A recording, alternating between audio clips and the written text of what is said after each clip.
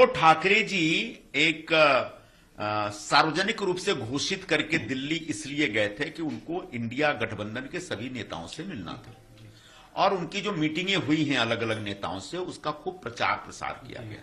लेकिन जिस मीटिंग को गोपनीय रखा गया वो मीटिंग थी एक गुप्ता परिवार के बीच के एक गुप्ता से मीटिंग।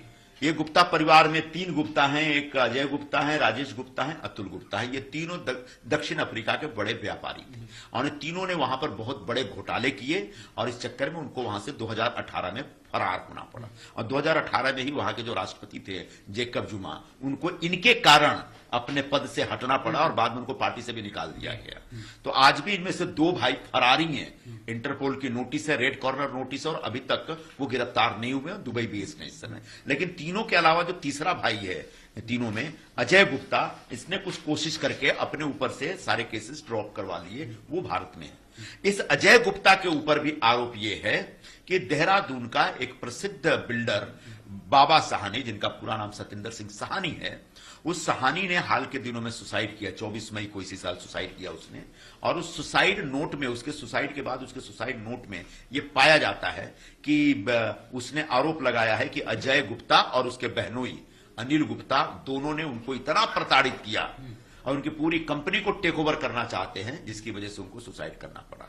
उत्तराखंड की पुलिस, देहरादून पुलिस ने तत्काल अजय गुप्ता, अनिल गुप्ता को गिरफ्तार किया और वो 11 जुलाई को जमानत पर छूटे। तो ऐसा व्यक्ति जो किसी को आत्महत्या के लिए उकसाता है, जो किसी की कंपनी को टेक ओवर करने के लिए 420 करता है, ऐसे आरोपी से उद्धव ठाकरे जी गुपचुप तरीके से क्यों मिलते हैं, ये सवाल है।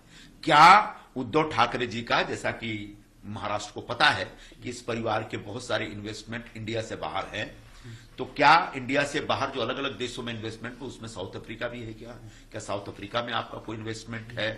क्या साउथ अफ्रीका में अगर आपने कोई फाइनेंशियल इन्वेस्टमेंट कर रखा है तो उसमें गुप्ता परिवार की कोई भूमिका थी क्या आपके पास जो बाबा सहानी, जिस बिल्डर ने सुसाइड किया, क्या उससे आपका कोई लेन देन था? उसमें कोई इन्वेस्टमेंट था जिसको आप सेटल करना चाहते हैं इनसे गोपनीय तरीके से मिलकर? या फिर इस गुप्ता जो कि एक आरोपी है, टेंटेड है, दागदार है, जिसकी इमेज ही फ्रॉड की है, इस फ्रॉड से आप मिलकर के चुनाव के लिए चंदा लेना चाहते हैं क्या? क्योंकि अभी हाल के ही दिनों में चुनाव आयोग ने चंदा लेने पर जो उन पर रोक लगा रखी थी वो रोक हटाई है, तो वो चुनाव के लिए चंदा ढूंढ रहे हैं। तो क्या ऐसे आरोपी व्यक्ति से चंदा ले रहे हैं? मैं महाराष्ट्र के लोगों को आगाह करना चाहूंगा कि ये गुप्ता बंधु इतने खतरनाक हैं, जब वो साउथ अफ्रीका गए तो वहां की पूरी सरकार को लूट लिए।